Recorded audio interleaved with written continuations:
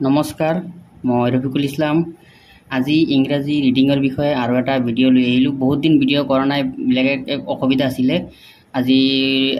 ইংৰাজী ৰিডিং নতুনকৈ আজি এটা ভিডিঅ' আৰম্ভ কৰি বিচাৰিছোঁ গতিকে চোৱাচোন ভিডিঅ'টো ইয়াত চোৱা আমি যদি এতিয়া ইংৰাজী ৰিডিং কৰিবলৈ হয় যদি আমি কিছুমান ৱৰ্ড হওক বা যিকোনো ৱৰ্ডেই হওক লং হওক বা শ্বৰ্ট হওক যদি আমি তেনেধৰণৰ কিছুমান ৱৰ্ড আমি পঢ়িব যাওঁ এতিয়া চোৱা সিম্পল চোৱা ইয়াত চোৱা যেনেকুৱা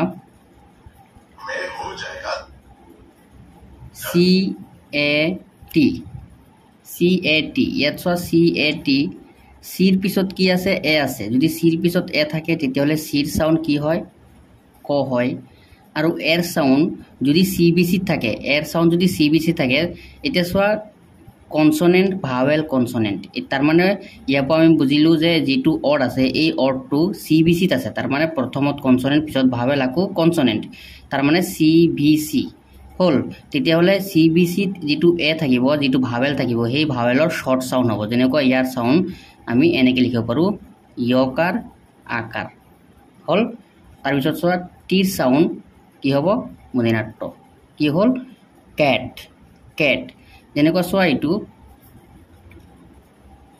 BAT এটো যদি ক্যাট হয় তেতিয়াহলে কি হ'ব এটো বেড যেনেকৈ ব পিয়ে ব হ'ব এ তোমাৰ কি হ'ব ইয়াত ইয়কাৰ আকাৰ আকটিয়ে ট বেড বুজি পাইছা যেনেকৈ চোৱা ইয়াত MAN এটো কি হ'ব তেতিয়াহলে কোৱাচোন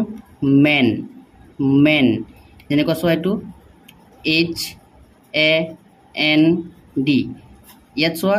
H কি হ'ব হ হ'ব এ কি হ'ব ইয়কাৰ আকাৰ ND যদি ND মানে ইয়াত চোৱা এন কনসনেন্ট ডি কনসনেন্ট তেতিয়াহলে কি হ'ব এন আৰু ডি দুটা একেলগত যোগ কৰি লবা এনেকুৱা যোগ কৰি দিছো মই চোৱা N A no D A ড তাৰ মানে নডেন্ট তাৰ মানে ইয়াত কি হ'ব নডেন্ট কি হৈছে টু হ্যান্ড এতিয়া চোৱা যেনেকুৱা আৰু এটা ৰুল চোৱা যেনেকুৱা ইয়াত CAME ইয়াত চোৱা ভাৱেল কনসনেন্ট ভাৱেল তাৰ মানে এটো হল V এটো C এটো আকৌ V তাৰ মানে A to vowel M to consonant আকৌ E টু ভাৱেল তাৰ মানে VCV তেতিয়ালে ইয়াৰ সাউন্ড কি হ'ব C হ'ব কি ক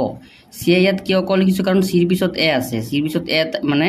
এ থাকিলে C প্ৰথম সন হ'ব C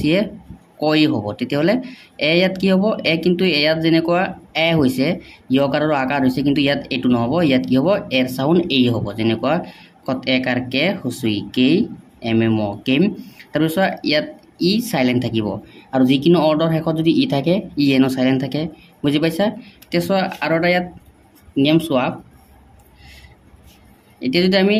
কোনো বস্তু নাম লিখিব যাও বা কিবা কিবা যাও এতিয়া আমি ধৰি লোৱা বি আৰু এইচ কি হ'ব ভ হ'ব এটো মনত ৰাখিবা বি এইচ ভ কিন্তু BH ভ তাতে হ'ব যিকিনো মানুহৰ নাম হওক বা যিকিনো ঠাইৰ নাম হওক যেটো আমি যেটো ইন্ডিয়ান মানে ভাৰতত যেটো ব্যৱহাৰ কৰো কিন্তু ৰিয়েলি BH ভ নহয় BH বয় হয় কিন্তু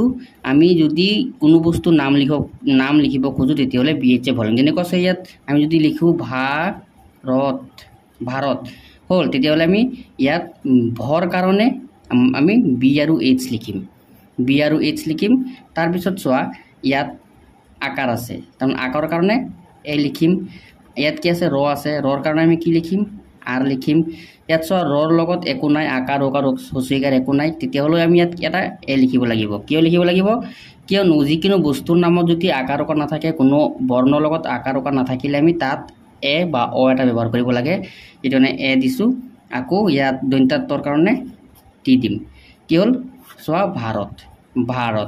যেনেকৈ ইয়াত চোৱা এল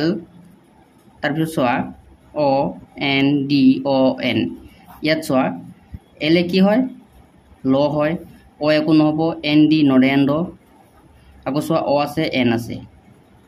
ইয়াত অ একো নহব একো দিয়া নাই চোৱা এনে নদিছো হল লণ্ডন আৰু ND দুটা কনসনেন্ট দুটা কনসনেন্ট হোৱাৰ কাৰণে দুটাক যোগ কৰি দিলো নডেন্ড হৈ গল যেনেকৈ ইয়াত হ্যান্ডত যোগ কৰিছিলো ND নডেন্ড বুজি পাইছা যেনেকৈ ইয়াত চোৱা আমি যদি কে আৰু এইচ একেলগত লিখো তেতিয়াহলে কি হৈ যায় খ কিন্তু আমি জানো যে ইংলিশ প্ৰনাউন্সিয়েশনত খ খ বুজাবৰ কাৰণে অনলি কে ব্যৱহাৰ কৰা হয় কিন্তু ভাৰতত যদি আমি ইয়াত যদি কোনো বস্তুৰ নাম খ দি মানে খ দি কিবা বস্তুৰ নাম যেতিয়া ধৰি এজন মানুহৰ নাম যেনেকুৱা খান লিখা খান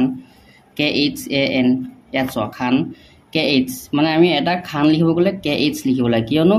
আমাৰ ইয়াত খ উচ্চাৰণৰ কাৰণে KH ব্যৱহাৰ কৰা হয় যেনেকুৱা ইয়াত চোৱা KH খ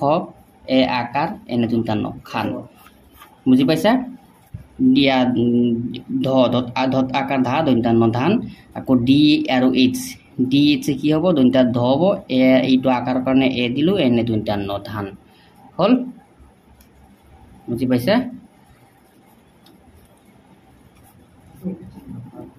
গতিকে আজি ভিডিঅ'টো ইমানেই ধন্যবাদ